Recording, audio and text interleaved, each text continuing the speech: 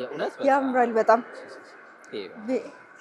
እዚህ ጋርም አለ በነገር ላይ ደግሞ ቀላለው እንትን አይደለም ከባድ አይደሉም ቤት ውስጥ በጣም እንዲኖረኝ ከመመኛቸው ነገሮች ከምፈልጋቸው ነገሮች እንደዚህ በቃ ናቹራል ነገሮች አሉ አይደል በጣም ያምራሉ አይማርኩሽም እንደዚህ አይነት ነገሮች በደንብ ናቹራል ናቸውም ደግሞ በደንብ ያማምራሉ በጣም አይ ሰላም ቆየሽን እንዴት ነሽ አለን እሷ ልግዛልህ ትለኛለች እኔ ተይቱ ላስቸግር ልግዛና ተቸገር ትግዛልኝ አይደል በጣም የሚያማምሩ ነገሮች ናቸው ያየነው ምናልባት ወደዛም ስንሄድ ብዙ የሚያምር ነገር እናገኛለን ቤት ያላችሁ ሰዎች ታገኛላችሁ እኔማ በየት በኩል ለሁሉም ሰው እንዴት ነሽ እስቲ ራስሽን አስተዋውቂኝ እሺ ኤዳን እባላለሁ የለቤት ኢቲ ፋውንደር ነኝ ለቤት ኢቲ በሀገር ውስጥ የሚሰሩ ፈርኒቸሮች እና የቤት ማስዋቢያ እቃዎችን ፕሮሞት የሚያደርግ ፕላትፎርም ነው የተለያዩ ኢቨንቶችን ባዛሮችን እናዘጋጃለን እንደዚህ እንደምታዩት ማለት ነው ለቤት ብላችሁ ደግሞ አሁን የቤት ውስጥ መጠቀሚያዎችን በስፋት ይዛችሁ መጣችኋል እንዴት ተጀመረ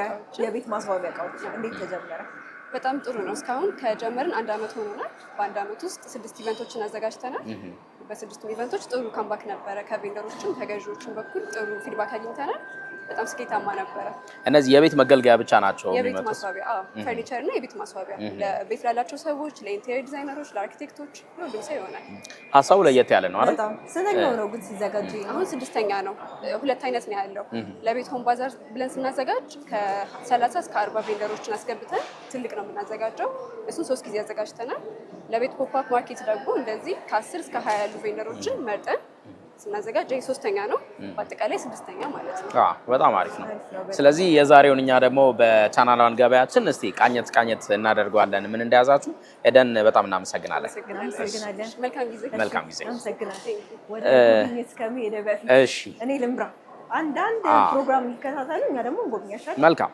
የኢትዮጵያ ንግድና ዘርፍ ማህበራት ምክር ቤት ዋና ስራ አስፈጻሚ ጋር አጠር ያለ ቆይታ አድርገናል ምክር ቤቱ ምን አይነት ስራዎችን እየሰራ እንደሆነ እንዴት እንደተቋቋመና መሰል መረጃዎችን ይዞ የመጣ ፕሮግራም ይዘን መተናል እሱን ብናይስ ስለዚህ የእኛ ጉብኝታችንን ከመጀመራችን በፊት በባለስራ ሰዓታችን ላይ ይህን እንዲመለከቱ እንጋብዛለን በቻናሏን ቴሌቪዥን ቻናሏን ገበያችን ነው የተጀመረው መሀል ደመላሽና ያልፋል አሻገር ደግሞ አብረን እንቆያለን መልካም ቆይታ እንጎብኝ ወደ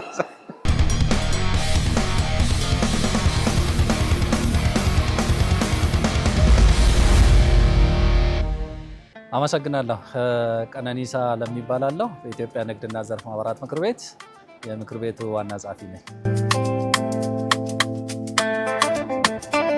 የኢትዮጵያ ንግድና ዘርፍ ማህበራት ምክር ቤት እንግዲህ በ1939 በእኛ አቆጣጠር ወይ ደግሞ በፈረንጆች 1947 ጀምሮ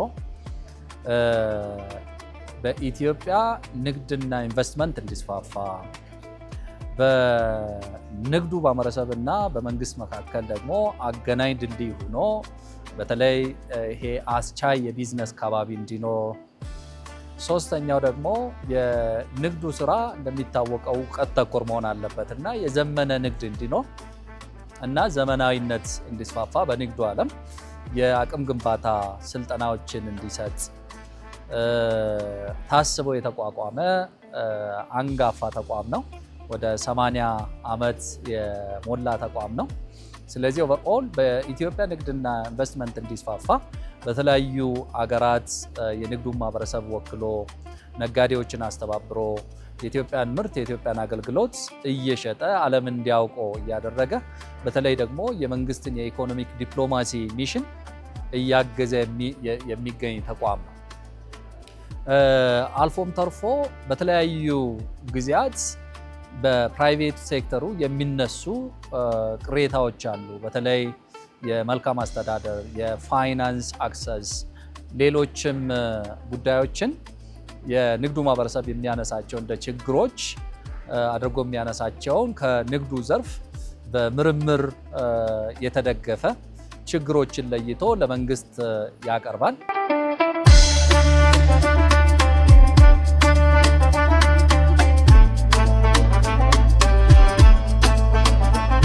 ሁለተኛው የአድቮኬሲ ስራ ነው የአድቮኬሲ ማለት በተለይ በፕራይቬት ሴክተሩ የሚነሱ ችግሮችን በምርምር የተደገፈ ችግር ለይቶ በፕራይቬት ሴክተር አይደንቲፋይ ተደርጎ ለመንግስት ይቀርባል ማለት ነው ስለዚህ መንግስት ደግሞ እነዛን ጥያቄዎች ወስዶ መልስ እንዲሰጥ እና የሚመለከተው የሚኒስቴር መስሪያ ቤቶች የኮሚሽን መስሪያ ቤቶች እና ሌሎችን ጉዳይ የሚመለከታቸው የመንግስት አካላት ለጥያቄዎቹ መልስ እንዲሰጡ ፒፒዲ በሚል መድረክ ፐብሊክ ፕራይቬት ዲያሎግ እናዘጋጃለን። እነዛ ችግሮች መፈታታቸውም እንደዚሁ ፎሎ አፕ እንከታተላለን።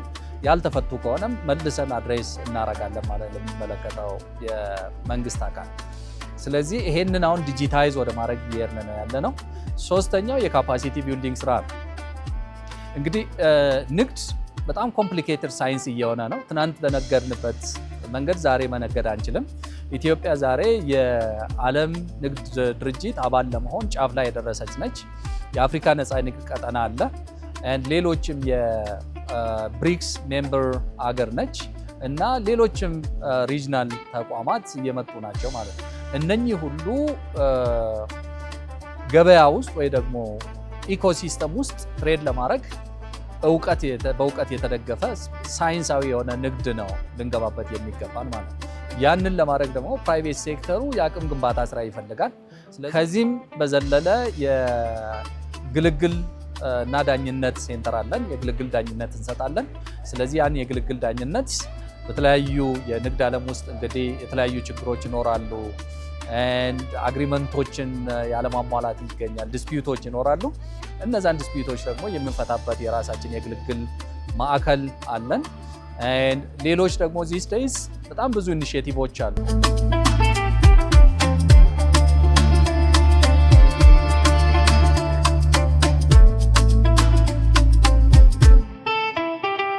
ንግድ በዘፈቀደ የምንሰራ አይደለም። አሁን በተለይ ደግሞ ወደ ዓለም አሁን እየገባን ነው። ድሮ በራችን ዝግ ነበረ። ያንን በር ዘግተን አይተናል። እስካሁን በተለይ ለፓስት 30 ዓመታት ኢኮኖሚያችን ዝግ ነው፣ በራችን ዝግ ነው። የውጭ ኢንቨስትመንት ተጠቃሚ አልነበርንም። አሁን መንግስት እሱን ፖሊሲ ቀይሯል። ስለዚህ ዓለም ወደኛ እየመጣ ነው፣ እኛም ወደ ዓለም እየተቀላቀልን ነው። እንደዛ ስንል ሌሎች መጥተው በእኛ ቦታ በእኛ ሜዳ ሊያሸንፉን ይችላሉ፣ እኛ ኮምፒተንት ካሉ። በተለይ ደግሞ ስትሮንግ የኤችአር ሲስተማችን ላይ በደንብ ትኩረት ሰጥተን መስራት መቻል አለብን። የማርኬቲንግ ሲስተማችን መቀየር አለበት። የኳሊቲ ኦሪየንቴሽናችን መቀየር መቻል አለበት። የኢቲካል ቢዝነስ ፕራክቲስ በኢትዮጵያ ውስጥ ዴቨሎፕ መሆኑ መቻል አለበት እና እነዚህ ላይ ተጠናክሮ የሰሩ ከሆነ ስራዎቻቸውን በዘፈቀደ የሚመሩ ካልሆነ እና በምርምርና በቴክኖሎጂ የሚደግፉ ከሆነ በተለይ ደግሞ ኢቲካል የሆነ ቢዝነስን የምንሰራ ከሆነ እና የሰው ሀብት ልማታችን ላይ ጠንክረን የምንሰራ ከሆነ ኮምፒተንት የሆነ እና ዳይናሚክ የሆነ የቢዝነስ ስራ ውስጥ ነው ያለ ነው። ያንን አጠናክረን መቀጠል አለብን የሚል መልእክት አስተላልፋለሁ።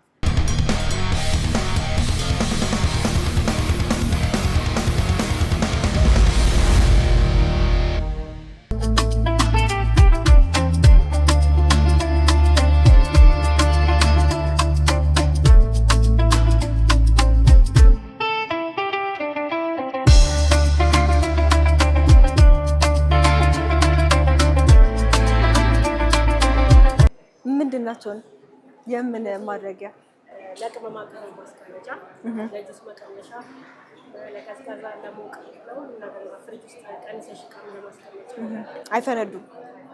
አመሰግናለሁ። እሺ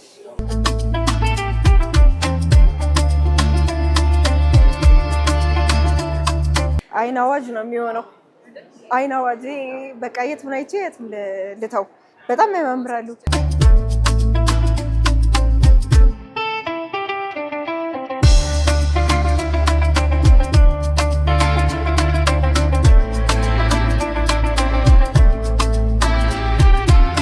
እዚህ ጋር በጣም የሚያምር ነገር አየሁኝ። በወላይታ አይደለ? ድንጉዛ ቀብታችሁት ነው? አዎ፣ ስዕል ነው። አረ ኦኬ። ሶ ሸክላውን ሰራችሁት ወይስ ስዕሉን ሳላችሁት? ስዕሉን።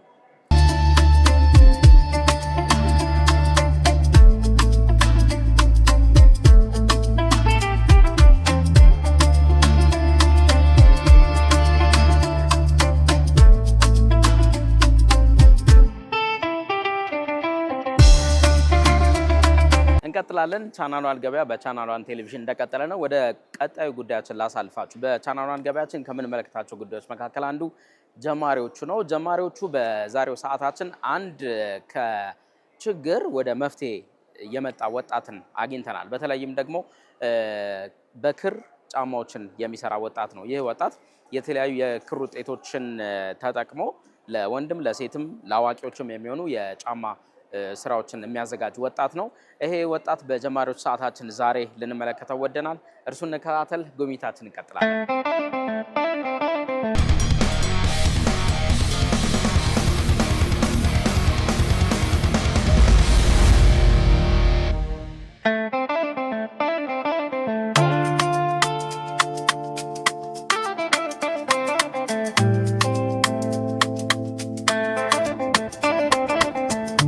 ስሜ ተስፋዬ አባቴ ይባላል።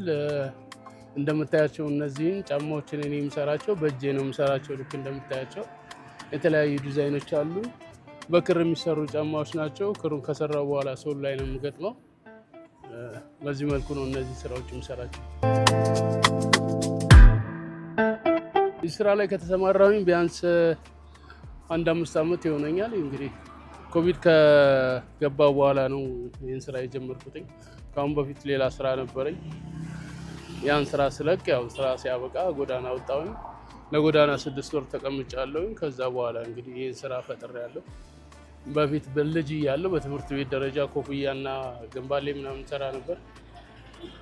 አሁን እንግዲህ ወደ ጫማ ዘምኜዋለሁ። 5 ዓመት ይሆነኛል። ወደ ስራ እንድገባ ያደረገኝ አንደኛ ያው ስራ ከማጣቴ የተነሳ ያው እንደነገርኩ ኮቪድ ስራ ስለቅ ምሰራ ወጣኝ፣ ጎዳና ወጣው። ከዛ ያን ኮፍያ መስራት ጀመርኩ። ኮፍያ አሰራ ይሸጥልኝም። ሩዋንዳ ድልድይ ስር ቁጭ ብዬ በምሰራ ሰዓት አንድ የራይድ ሹፌር ዮናስ ይባላል። እሱ ነው መኪናዬንም አንጠለጥለው አንድ ጫማ ወይ አሻንጉሊት ስራልኝ ያለኝ። ጫማ ብዬ ሰርቼ ሰጠሁት። 50 ብር ሰጠኝ። ከዛ በኋላ እንግዲህ ስራ ቀጠለ። አሁን ከ42 አይነት በላይ ዲዛይን ያለኝ የራሴ። የመጀመሪያ ጫማዬን ሳመርት 7 ቀን ነው የጨረሰብኝ አንድ ጫማ ለማምራት። ይሄ ሳይሆን ይሄ ህፃናቶቹ ስተረትር ስፈታ ትክክለኛ ጫማ ለመስራት። አሁን እንግዲህ እዚህ ደርሷል። ጥሩ ስራ እየሰራ ነው ያለው። ወደዚህ ስራ ስገባ ብዙ ቻሌንጆች ያጋጥመውኛል። የምሰራበት ቦታ የለኝም። መንገድ ላይ ቁጭ ብዬ ነው የምሰራው። እነዚህን ጫማዎች ብቻ ሳይሆን የምሰራቸው በፊት የህፃናቶች ዳድ የሚሉባቸው ጫማዎች ነው የምሰራ የነበረ። ቀን ቀን እዚሁ ሰፈር እሰራለሁ ቁጭ ብዬ። 11 ሰዓት ሲሆን ያው እግረኛ መንገድ ላይ ቁጭ ብዬ ነበር የሚሸጠው። በየቦታው ሄዳለሁ አዲስ አበባ ላይ። ያው መንገድ ላይ ቁጭ ብሎ መሸጥ ያው ተገቢ ስላልሆነ ብዙ የህግ አካላቶች እንድናሳይ ከለክሉኝ ነበር። አዎ ልክ ናቸው። አንዱ ጋር ሲከለክልኝ አንዱ ጋር እያልኩኝ ብዙ አመት አሳልፍ ያለውኝ። ያው እንግዲህ ኮሪደሩ ሲሰራ አሁን ደግሞ ወደዚህ ወረድ ብዬ ይሄ በጣም የቆሸሸ ቦታ ነበረ። አጸዳሁት። በጣም አዝልቼው ሰው በዚህ ጋር አያልፍም ነበር፣ ቆሻሻ ነበር። ያንን አዝልቼ እዚህ ተቀምጫለሁ። እንግዲህ አሁን በዚህ መልኩ እየሰራው ነው ያለሁት እና በጣም ብዙ ቻሌንጆች አጋጥመውኛል። ስራ ከመጀመሪያ በፊት ጎዳና በነበርኩ ሰዓት ይርበኛል፣ ይጥመኛል። እኔ ደግሞ መልመል አንወድም። ያው ስራን ስለማምን 6 ወር እንደዛ ተሰቃይቻለሁ በጎዳና ላይ። አሁን ግን እግዚአብሔር ይመስገን ይህን ስራ ፈጠሬ ከራሴ አልፎ ለሰዎች እዚህ ቦታ ላይ ወደ 16 ሰው አስተምሬያለሁ። የልጅ እናቶች፣ የጎዳና ልጆች አስተምሬያለሁ። ሁሉም በየቦታው ሰርተው እየበሉ ነው። ቀጣይ የሚቀጥላል እንግዲህ ከዚህ በኋላ ብዙ ነገሮች ማድረግ እፈልጋለሁ። ብዙ ሰዎችን ሰብስቤ ነው ማሰልጠን ማስተማር የምፈልገው። ምክንያቱም የእጅ ስራ ስለሆነ ብሰራም ባላሰለጥንም 1 ጫማ ተኩል ነው የምሰራው፣ ባሰለጥንም 1 ጫማ ተኩል ነው የምሰራው። እስከ ሞት ድረስ እንግዲህ ይህንን ስራ ብሰራ ለአንድ ቀበሌ ሰው አላለብስም። ግን ለሰዎች ይህን ስራ አስተላልፌ አስተምሬ የተቸገሩ ሰዎችን ከችግራቸው እንዲወጡ ማስተማር ማሰልጠን ነው። እግዚአብሔር ከፈቀደልኝ አላማዬም እንደዛ ነው። ከዛ አልፎ ተርፎ እንግዲህ ወደ ማሽነሪ ማዞር እፈልጋለሁ። በዚህ ደረጃ ነው ያለው።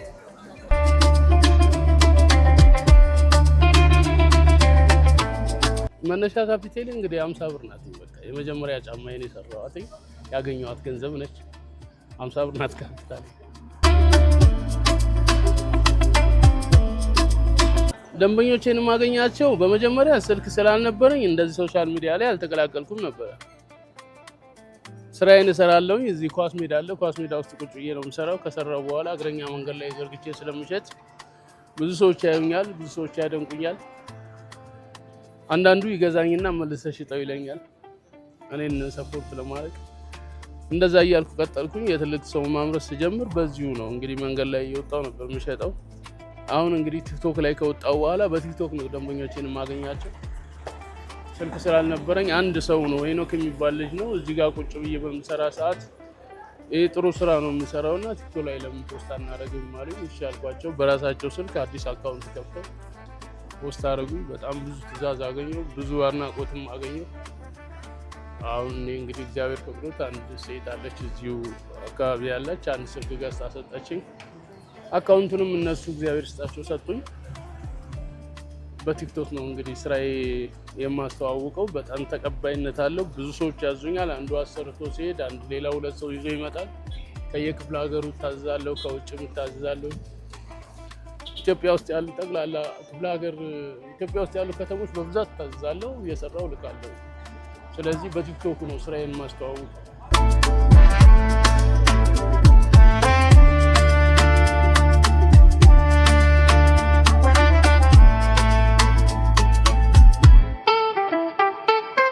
ስራዬን ለማስፋፋት እንግዲህ እቅዶች አሉኝ፣ በጣም ብዙ እቅዶች። የመጀመሪያው እቅዴ ምንድነው? ከዚህ ቦታ ተነስቼ የምሸጥበት ቦታና የምሰራበት ቦታ ማግኘት ነው። ከዛ ብዙ ሰዎችን ማስተማር ነው እቅዴ። ብዙ ሰዎችን አስተምሬ ከሀገር አልፎ ወደ ውጭ ሀገር ኤክስፖርት እንዲደረግ ነው የምፈልገው። ከዛ በኋላ እንደገና ይህንን ጫማ ወደ ማሽነሪ ማቀየር እፈልጋለሁ። በእጅ ነው የሚሰራው እንዳልኩሽ። እኔ አሁን ስሰራ በአንድ ቀን 1 ተኩል ጫማ እሰራለሁ። የአንድ ሰው ሰርቻ 1 ነጠላ ጫማ ነው የምጨምረው። በማሽን ከሆነ ደግሞ የበለጠ ብዙ ይመረታል። ወደ ማሽነሪ ቀይሬ ከሀገሬ አልፎ ወደ ውጭ ሀገር ኤክስፖርት እንዲደረግ ነው የምፈልገው። ትልቅ የማሰልጠኛ ተቋም መክፈት ነው የምፈልገው። ብዙ የተቸገሩ ሰዎችን ማስተማር ነው የምፈልገው። የልጅ እናቶች በየመንገዱ የሚለምኑ ወጣቱ ስራ አጥቶ ጎዳና የወጣትን ወጣት ሰብስቤ ማስተማር ነው የምፈልገው።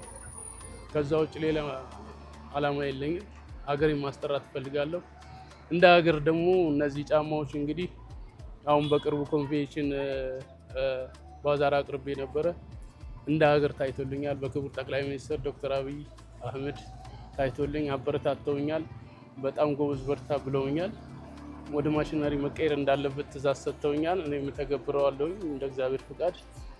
ብዙ ችግሮች አሉ። እነሱ ችግሮች ከተቀረፉ የቦታ ጥያቄ አለኝ፣ ቦታ የለኝም። የአቅም ችግር አለብኝ። እንደምታየው እነዚህን ጫማዎች ከሰጠው በኋላ ነው እንደገና የጄ መርካቶ ክር የምገዛው። ካፒታል ያስፈልገኛል። እግዚአብሔር ከፈቀደ አሳካዋለሁ። ወደ ማሽነሪ መቀየርም አለብኝ።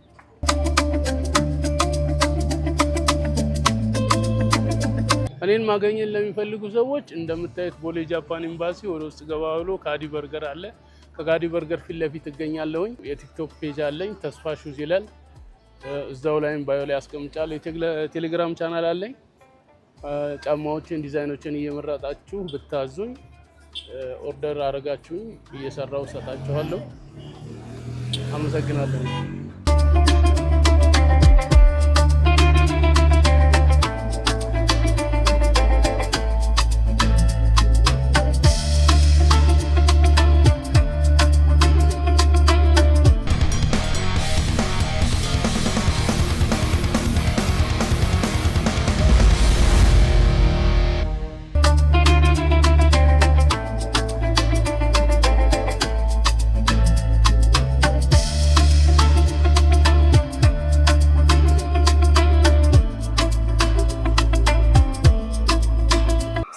ሰንበት ነው የሚሆነው። በዚህ ቡና በዚህ ተፈልቶ የእንትን ይመስላል፣ የቡታ ጋዝ ክር ይመስላል ነው።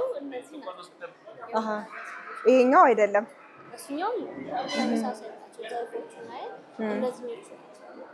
በጣም ነው የሚያማምሩት። ይችኛዋስ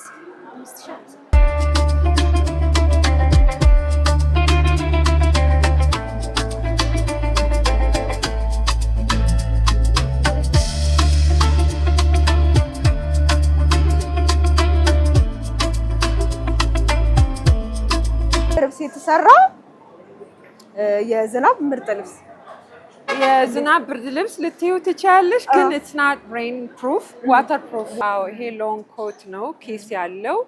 ይሄኛው ደግሞ ሁድድ ነው፣ ሁድድ ጃኬት ለወንድ ወንድም ሆነ ሴት ሊለብሰው ይችላል።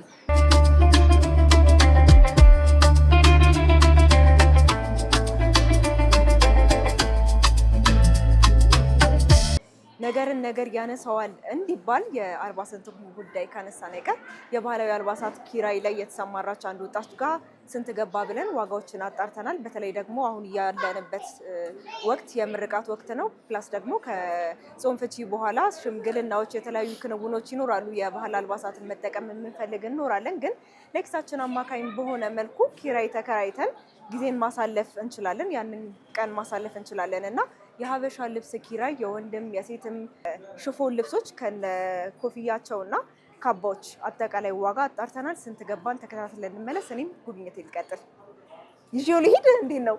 ደስ እንዳልሽ።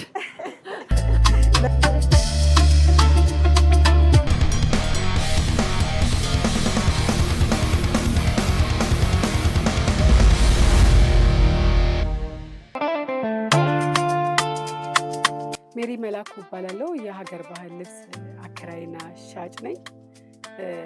ሜሪ ሀበሻ ይባላል ሱቄ። ኦልሞስት አሁን 2 ዓመት ሆኖኛል። የሀበሻ ልብሶች ሰርተን እንሸጣለን የሚፈልጉትን አይነት። እንደገና ደግሞ በብዛት እንሰራና እናከራያለን። ካባዎች፣ የገዓት ልብሶች፣ ሽፎኖች፣ ብቻ ከባህል ጋር የተገናኙ ነገሮች አብዛኛውን ስራዎች እንሰራቸዋለን።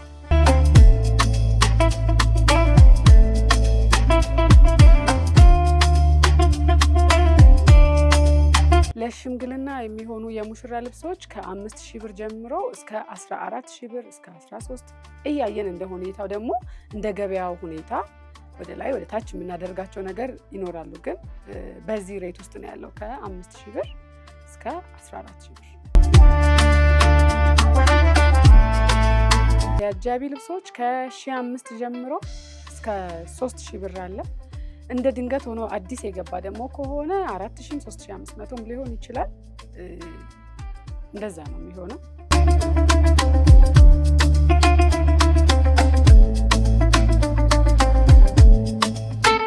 ሽፎኖች 800 900 700 እንደዛ ናቸው። የገዓት ልብሶችም አሉ ከሽፎኖች ጋር አብሮ የሚወጣ ደግሞ የእርጉዞች ልብስ ነው። የአጥሮፋት ስማሽ ወይ ደግሞ የቤቢ ሻወር ልብስ አለ።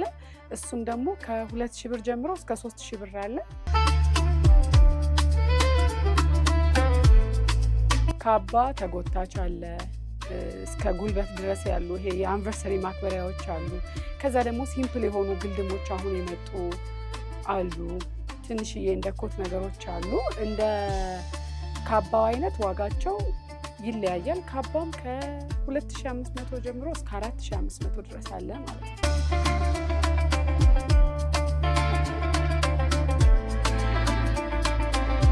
የገዓት ልብስ አይነቶቹ ናቸው የሚለያዩት እንጂ ከ2,000 ብር ጀምሮ እስከ 3,000 ብር ነው። ነጠላ አለው፣ መኮንበያ ያለው። ግን ምንድነው ስፕሬይ የተደረጉ ሻይኖች እና ራሳቸው ጨርቁ ላይ ደግሞ የተለጠፉ ሻይኖች አሉ። እነሱ ሁለቱ ልዩነት አላቸው። በክራይ መልክ ስናቀርባቸው ማጠብ የሚባል ነገር ስላለ እጥበትን የሚችሉና ለኪራይ ለረጅም ጊዜ ይቆያሉ ወይ የሚለውን ነገር እናጠናና ብሩ በዛ ውስጥ ይወሰናል ማለት ነው። ሻይኑ ስፕሬይ የተደረገ ብዙ ጊዜ እኛ ጋር አይቆይም። ሰው ስለሚወደው፣ ካሜራ ላይ ስለሚያምር፣ ፎቶ ስለሚወጣ፣ በደንብ ሻይን ስለሚያደርግ ለከስተመር ፍላጎት እናቀርበውና ለእኛ ደግሞ እንዲያገለግሉ የምንፈልጋቸው ደግሞ ጨርቆች አሉ። በዋጋም ደግሞ ይለያያሉ። ጨርቁ ማቴሪያሉ ሲገዛ እሱ ዲፈረንስ ያመጣል የዋጋ ማለት ነው። ክራውኖቹ እንኳን አንዳንድ ጊዜ ሙሽሮቹን ከወደድናቸው በጊፍት የምንሰጣቸው ነገር ነው። አንዳንድ ጊዜ እንዳስፈላጊነቱ 500 ብር ነው የሚከራየው። ግን እኛ የሙሽራ ሙሉውን ስንሰጥ ከሙሽራው ጋር አብሮ ማች የሚያደርግ ክራውን ስለምናዘጋጅ ከወደዱት ክራውኑን መውሰድ ይችላሉ ማለት ነው። ፓኬጅ አልጠቀምም። ምክንያቱም ሀበሻ ቀሚስ ላይ ፓኬጅ በጣም ከባድ ነው። ራሱን ችሎ መከራየት ካልቻለ እንደ ቢዝነስ ይጎዳል። ምክንያቱም አንድ የሀበሻ ቀሚስ ውሃ ነካው ማለት የመጀመሪያውን ውበት አናገኘው። ስለዚህ ፓኬጅ እኛ ጋር አይሄድም።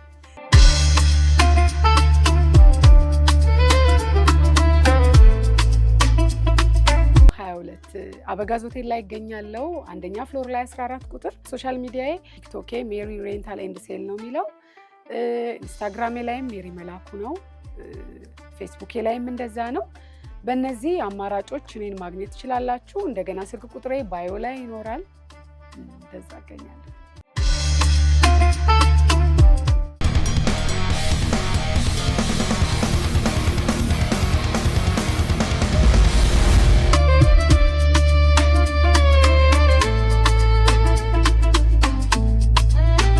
በምንድን ነው የሰራው? በክር ነው። ክር ናቸው እነዚህ። ይሄ ስትሪንግ አርት የሚባለው ነው።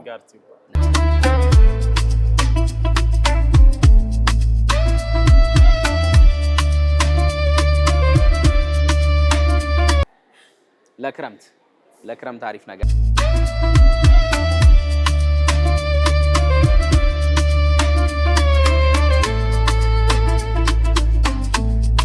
መቀመጥ ብቻ ነው ወይስ እንደ ዲኮር ማለት ነው? ሶፋ ላይ እንደዚህ እንደ ዲኮር ማድረግ ትችላለሽ። የአልጋ መውረጃ ሊሆን ይችላል።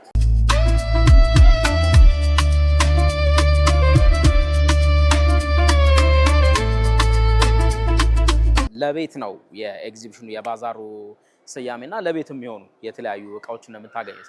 ቻናሏን ገበያ ይቀጥላል። ወደ ተከታዩ ጉዳያችን ደግሞ እናሳልፋችኋለን። በተከታይነት የሳምንቱን መረጃ ነው የምንመለከተው። በሳምንቱ በዓለማችንና በሀገራችን የተሰሙ የተለያዩ የቢዝነስ መረጃዎች እንመለከታለን። በዚህ ሳምንት 3 የካፒታል ገበያ አገልግሎት መስጠት የሚፈልጉ ኩባንያዎች ፍቃድ ወስደዋል። እነዚህና ሌሎች መረጃዎችን ባልደረባችን ማህሌት ደመላሽ አዘጋጅታለች። እርሱን እንከታተላለን።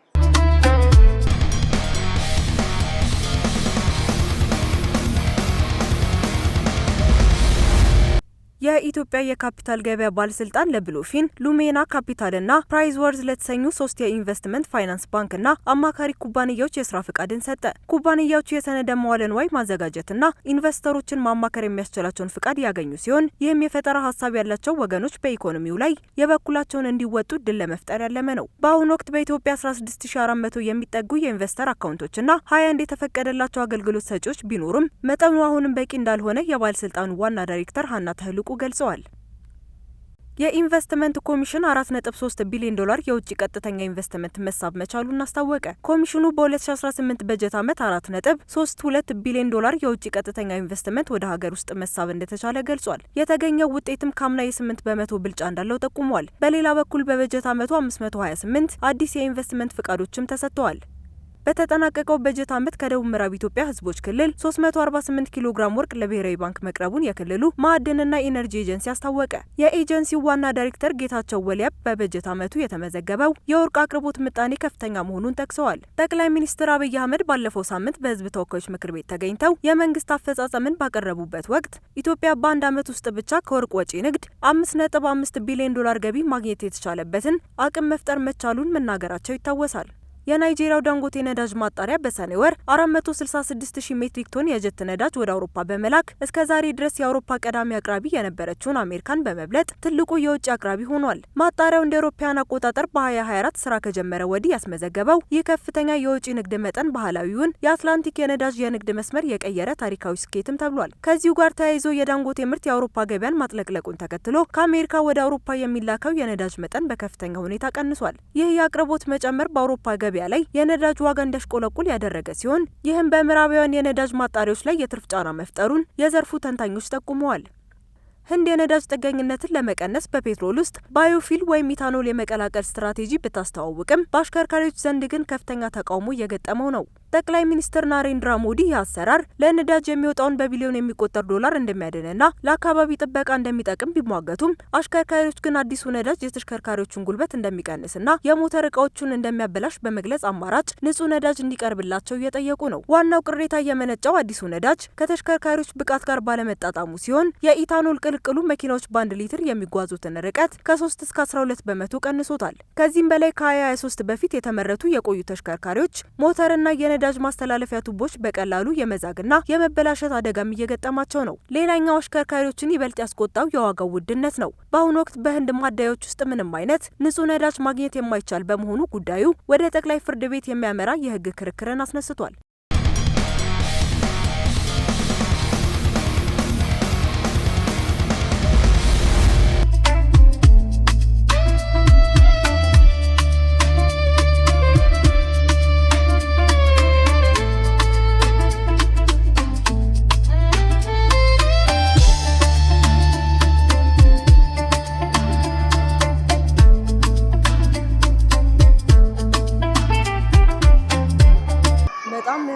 የሚያምር ማሳያ እውነትም ለቤት በቃ ከኪችን ጀምሮ እስከ ዋናው ዳይኒንግ ቴብል አልቀረ ቤቱ አልቀረ ያው ወደ ሶፋው መተናል። ያፌት ነው ግን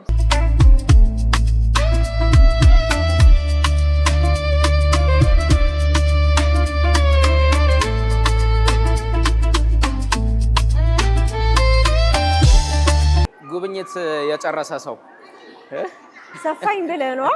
እኔ ነገር ላስቀምጠው። ከበደሻል እንዴ? በጣም ይከብዳል። ኪሎ ብንመሰል እሱ ይበልጣል በእርግጠኝነት። ገብቶኝ እኮ ነው እንትን አልሽ። እንዴ ነበረ ቆይታ? አሪፍ ነበር በጣም እውነትም ለቤት በጣም ቤት የምታስውብበት በጣም የሚያማምሩ እቃዎች ያሉበት ቦታ ነው። ዋጋቸውም በጣም አማካኝ የሚባል ዋጋ ነው። ዋጋም ጠይቀናል። አሪፍ ነው። በጣም አሪፍ ነበር። አንተ ጋር ከሳሎን ጀምሮ እስከ ውስጥ መኝታ ቤት ድረስ የሚያገለግሉ እቃዎችን ተመልክቻለሁ። ሸጋ ቆይታ ነበረ። እንግዲህ እንደ ቻናሏን ገበያ እኛ እንደዚህ አይነት ነገሮችን ብዙ ጊዜ እናበረታታለን። ደስ የሚል ቆይታ ነበር። በጣም አሪፍ ቆይታ ነበረ። በየመሀልም ደግሞ ፕሮግራሞቻችንን ስናስመለክታቸው ነበር ተመልካቾቻችንን። የዛሬውን በዚህ ልናበቃ ነው። የዚህን ሳምንት የቻናል ዋን ገበያ እዚህ ጋር ጨርስ። ያልፋል አሻገርና ማሌት ደመላሽ የዚህን ሳምንት የቻናል ዋን ገበያን ይዘን መተን ነበር። እጅግ በጣም የምትወዷቸው የቻናል ዋን ቴሌቪዥን ፕሮግራሞች ደግሞ ይቀጥላሉ። ቸር ሳምንት። የሳምንት ሰው ይበላል። አይበቃሽም? ብቀመጥ እንዳሳ